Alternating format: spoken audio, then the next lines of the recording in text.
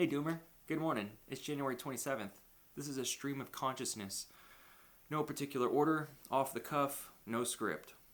A personal thanks to Melinda McGinnis, Britt McKinney, Steve Breedlove, and Joanne Perrick for coming through hot with mega donations and the PayPal donation link below. It is helpful when you make just above minimum wage, the poverty line here in New York State, working a Main Street job to get by, a place where our parents or grandparents could easily work and afford a home and a half, a jet ski, maybe a family vacation every year, but they have it rigged. You know, the billionaires. More on that in a moment. In the meantime, pick up yourself some yak tracks, so you don't bust your ass like I did once or twice. I'll admit.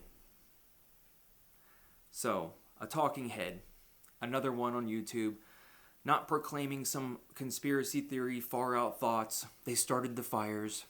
The aliens are watching us. But they really are. All that new evidence presents itself, and it wouldn't faze the public.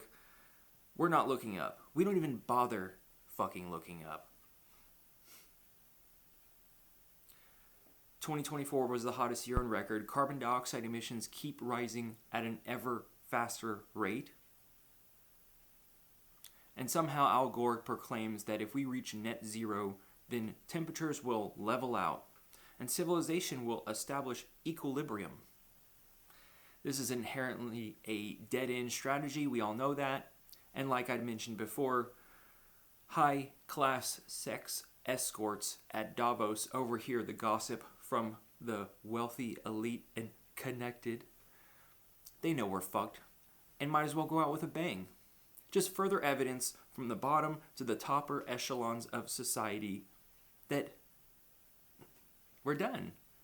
This is our last relatively stable decade on Earth. You could argue we've been out of stability for years, but it is going to precipitously drop until, tipping points.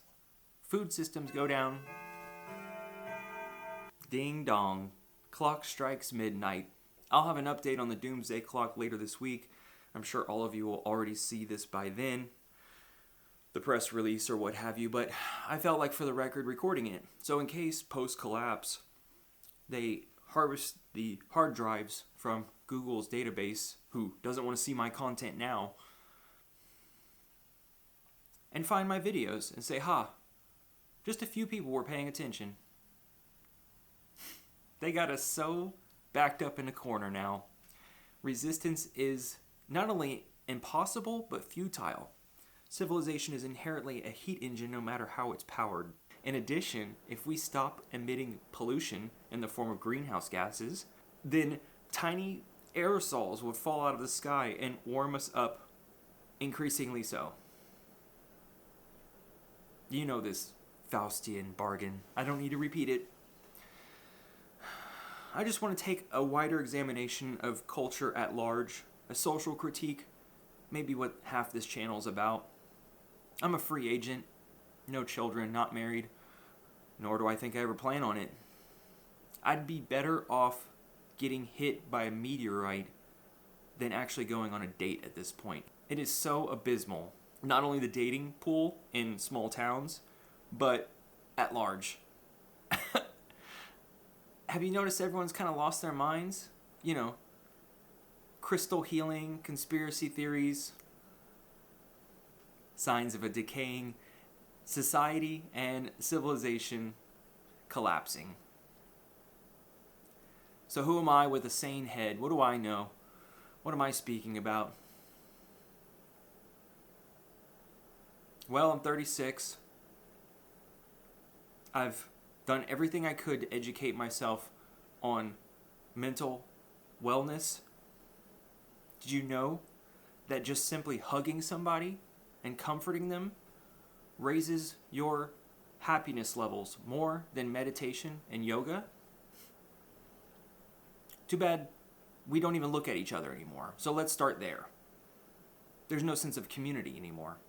I want to touch on that article from The Atlantic because I saw Mr. Beckwith bring it up in a video that he had the Atlantic paper in his hand. He had that article, which is lengthy. I'm not going to go in every detail, but essentially the gist, okay, is essentially the summary is that although we have friends in our close proximity, our orbit, you say, at work or at home, maybe our neighbors, and we have tribal members, those who see the world the same way we do with an objective lens, as the realists do here, looking at the data. Anyone sane can see the data and draw the conclusion that we're completely fucked, just like the wealthy and elite know.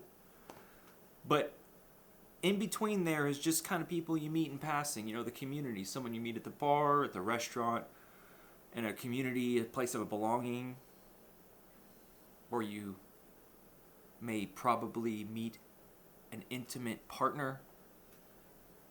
Well, there's no place like that, so we're all fucking single forever, and no one's having sex, and no one's hanging out and meeting new people and exchanging ideas and conversing about how we change the system around. So we're fucked, okay? The societal implications of no community anymore equals societal collapse, right? Any young people understand this. I'm just surrounded by old people most of the time, and they live in a different fucking bubble, okay? They already have their established friends, feet planted, in the ground somewhere, or they're living in a van, increasingly so, all over the country, can't live off Social Security.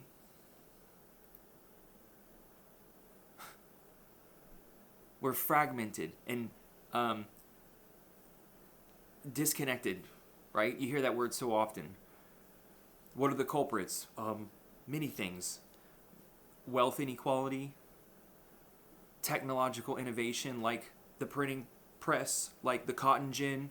Whoever controls the levers of power and industry controls the country. That's America. And then you get stuck in a class tier system. We haven't learned.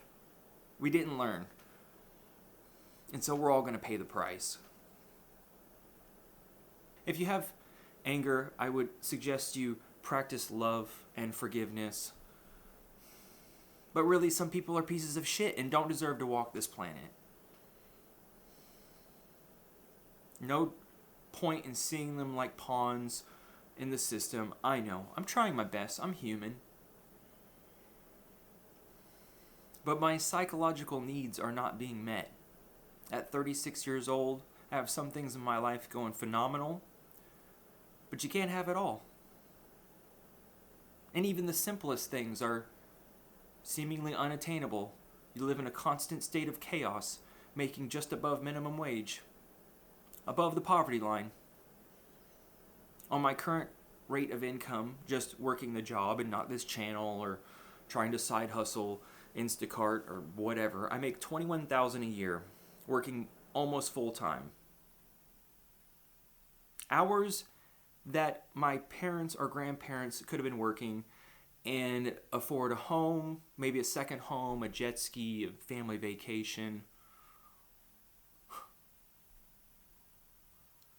Instead, CEOs make 1,400% more than we do, at least. $8 million bonus payout packages, just for the hell of it, and we celebrate this. There's a channel called It Had to Be Said. This bald guy does some very analytical and deep dives into various subjects. I agree with him on all of it. In addition, that there really can't be anything to do about it. That was the synopsis of his more previous videos. As he says all this, intelligent word salad in a good way. And then just says, I really don't come to a conclusion, how we're going to... Because we can't. We're fucking too disconnected. Critical thinking wasn't taught. The system has us framed so that we just, work and live. Like hamsters on a wheel, dude. There's so many channels about this now. My feed kind of, reminds me that we're not alone. And this is a worldwide issue of wealth inequality. And it never ends well. This time it's going to be like COVID times 20. There's going to be... Can we talk about how fucked it is? Do you all know? We're witnessing it. Okay? It's not really surprising now at this point. Am I right? It's hard for me not to come off as a whiny person. I'm just objectively... There's only so far you can go with tough love and things being hard. This propaganda that older people want to put in the conservative media wants to push on you. Like, yeah, of course there are druggies and addicts who abuse the system. But what about all the other working class people, the one that Democrats couldn't sell out to? Why does there have to be two systems? Why couldn't we envision a better way? Are we that fucking intelligent? We can build Corning glass and electrical diodes and solve the fifth dimension or something. Find out that dark matter's not real. Analyze the planet for every aspect we can. But we cannot think of overthrowing the inherent power structure, which is tyrannical at best.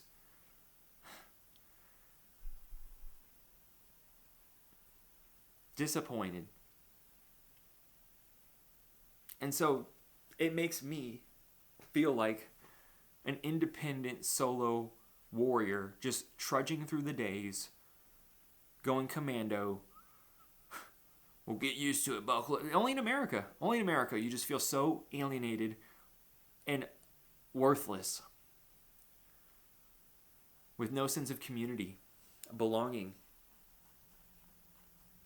Okay, but Doom Wizard, go back to college and get a degree. Oh, but then it's 2030, and we don't have fucking stable civilization anymore. Because, oops, we kicked the fucking can down the street too long. It's already too late. Optimize the journey. Basically, YOLO. Thanks for hanging out. I'm grateful for all of you. I'll see you soon.